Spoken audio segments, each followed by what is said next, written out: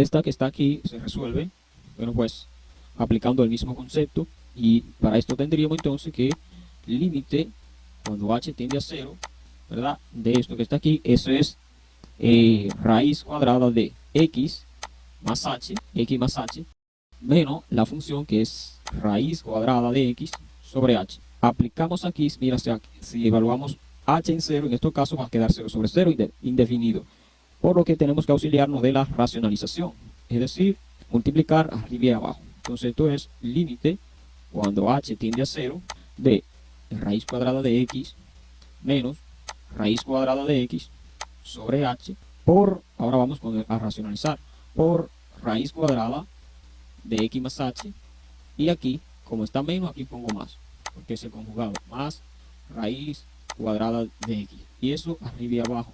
Aquí lo que se nos forma es, vamos a ver, límite cuando h tiende a 0. Eso de arriba es una diferencia por una suma, pero se vale a tener que leer de aquí para allá. Suma por diferencia, diferencia de cuadrado. Es decir, que arriba se me van a cancelar todas las raíces, porque raíz cuadrada de x más h al cuadrado es simplemente x más h menos, se toma el negativo porque es diferencia de cuadrado, raíz cuadrada de x al cuadrado es simplemente x. Y debajo me va a quedar h por esta operación. Es decir, h por raíz cuadrada de x más h, más raíz cuadrada de x. Luego esto va a ser igual límite cuando h tiende a 0 de esto que me ha quedado aquí.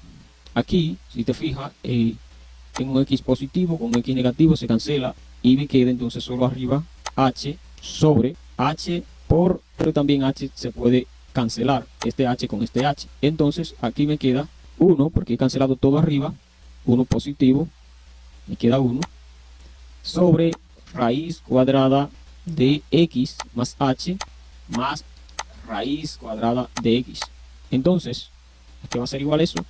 Ahora en este punto voy a evaluar el límite. Es decir, donde está h voy a poner 0. 1 sobre raíz cuadrada de x más 0 es simplemente raíz cuadrada de x más raíz cuadrada de x que no tenía h. Y esto es igual a raíz cuadrada de x más raíz cuadrada de x es 2 raíz cuadrada de x. Es decir, 2 por raíz cuadrada de x.